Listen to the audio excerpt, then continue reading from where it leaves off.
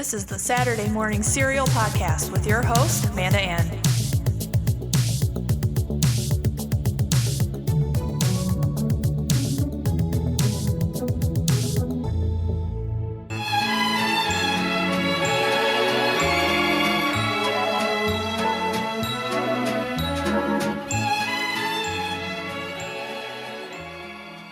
If you know that little tune, then you will know what this podcast is going to be about today.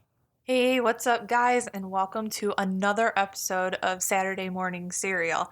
Today, I am so excited to talk about a show that me and Mike sat down and watched during quarantine. It's called Always Sunny in Philadelphia, and you can actually watch it on Hulu. And oh my gosh, this series was so funny, and it was something we really needed during this time. And I can't speak any more highly on this show.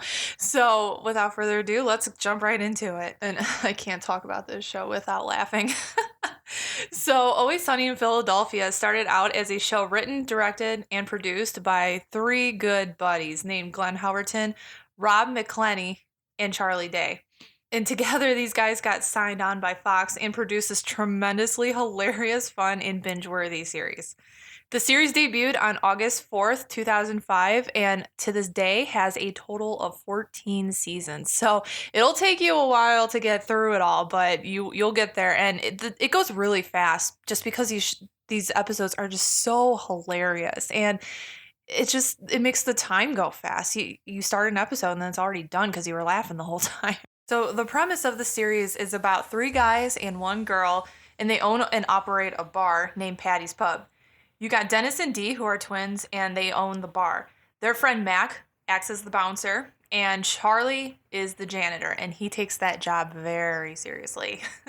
The stories in each episode revolve around a theme, and some of them are so bad it's hilarious, and it works so well. And the titles of these episodes, when you look at them, you're like, oh God. But in reality, oh my gosh, you're promised a laugh. They really go deep in with the jokes, which makes it just hilarious.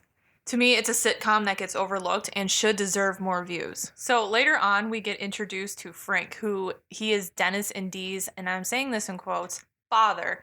He's also the bar's legal owner. And we also learn later on, this is funny, that he is not their biological father. It's a pretty hilarious twist how we find out. He moves in with Charlie, and the two strike up a hilarious relationship. They hang out in the sewers, they go dumpster diving together, and later it is revealed that he could potentially be Charlie's father. So that got interesting. So let's talk about this cast. Oh man, they're so good. So Dennis is played by Glenn Howerton, and he runs the bar, and he's known for his stoic yet manic mannerisms. He acts as a leader, but he can come across as a huge jerk and can be a borderline psychopath, which it leads to some hilarious scenes whenever a conflict arises. Dee is played by Caitlin Olsen. She's the only girl in the group who constantly gets picked on by the guys. She tries so hard to fit in and do her own thing, and she gets derailed by the guys as they always butt in on her plans, and they crash at her apartment, or they also crash her cars. You know, poor thing got a new car in one episode, and it got totaled because they took over it. She's also very clumsy and is always tripping, running into things, or hurting herself somehow. She's probably one of the most likable characters in this whole series. And going back into her always hurting herself, I mean, she's always running in straight head first into like cars, falling off like a bridge or whatever. It's so funny. All right, guys, and I apologize if I'm mispronouncing his name. So Mac is played by Rob McElhenney, and he's the very complicated best friend and roommate to Dennis. He's always following Dennis around and is readily available to be a part of whatever scheme Dennis is plotting. He's also always trying to suck up to Dennis. I say he's complicated because he is a child of rejected parents. His dad is in prison, and his mom is a straight-up incomprehensible alcoholic, and she does drugs. So while being unsure of his sexual identity until the later part of the series, he finally comes out as gay. His friends are very supportive, and through the humor and such, Him coming out and his friends still loving him, it sends a great message to the audience that, yeah, these characters, they're so goofy and out of this world at times, but when it comes to the serious things in life and like just accepting your friends and your family for who they are, it's always there. The love is always there, and it's a really great message. And, something like this, which is such a funny, humorous series, and then it touches upon this. I mean, it's not the most, crying your heart out, expressing your love type of thing, but they're very supportive. They show it to Mac, and it's all around just such a great thing to see. And next we got Charlie. Oh, he's my favorite. Charlie is played by Charlie Day, and he is the gullible one in the group. He is always in his own little world, and he takes his janitorial job very seriously. He has a few episodes where they focus on him, and those are my favorite because they are downright random and hilarious. If you guys know what I'm talking about, speak. Anyone? One thing that is adorable but weird is that he is so in love with a woman named Waitress. We really don't know her name. She's just a random actress character that pops up in some of these episodes. She and Charlie had a thing, and then her and Dennis also had a thing, but Charlie is completely in love with her. But they don't know what her name is. They just call her Waitress. That's her name. And she's always refusing him and considers him weird. So it's a running gag through the series when he's like, oh yeah, me and the waitress, we're going to go get married. Me and the waitress, we're together. Me and the waitress are going to move in. And she's like, no, Charlie, stop. So we got Frank, and he's played by the great Danny DeVito. After being introduced in a later episode, he instantly became the source of all the scheming and downright hilarious scams that the group likes to run. Frank is mischievous and is always looking to make some money and just overall screw people over. He may seem like the dad of the group, but he's just as bad as the rest of them. He acts like one of their best friends. He fits in well, actually, with the group. They accept him, and you can't have the four of them without Frank.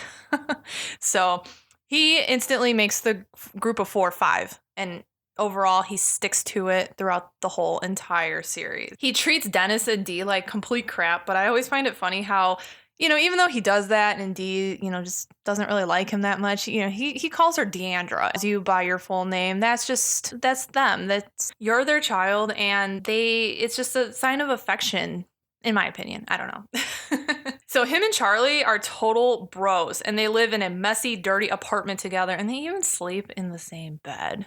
Ugh. And Frank is also a total womanizer, and he's always down to sleep around, which, like I said earlier, is pretty much the plot twist of Charlie. And this series also has its special guests, but for the most part, it is a very tight-knit cast. The group of 4 and then later 5, it revolves around them, and it works really well. And often the stories are always amongst the 5 of them, up to something. These guys are just a dysfunctional family that always finds a way.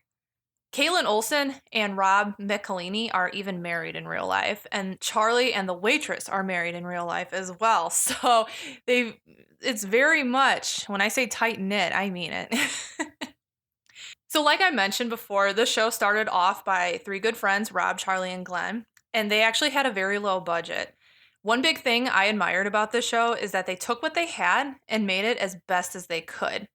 And sometimes I appreciate the smaller production scale because it challenges you to really get your creativity on, especially when writing a script, bearing in mind that you only have, one little set to work with, and you have to try to crank out all these stories. Like, what are you going to do? Like, how are you going to sell it? It's literally such a simple set, and the stories take place mostly in the bar, but in 2 of the other apartments. You got like Charlie's apartment, and then you got Dee's apartment. And I'm sorry, I also forgot Dennis and Mac's apartment as well. So the audience is never bored seeing the same scenery because the show makes you laugh so hard at times you just don't care. I actually watched an interview with Robert Downey Jr., and he said the less that's on a set, the better. And having such a big set, like he would walk into on a Marvel set or whatever, and if a set is really busy, it could just overwhelm the actor, it could overwhelm the writers to fill that space. These characters have quite the imagination, and they love to invent things. And in some episodes, they even come out with their own products, such as shirts, Patty's Pub marketing materials, because they are always feeling like they are in competition with the other bars, and also random kitten mittens, fight milk. And they also make these shirts. This is a family podcast, so I can't really say what kind of shirts, but you can probably wonder what they are. And another thing too is just I like Charlie, how he's always coming up with the most random things.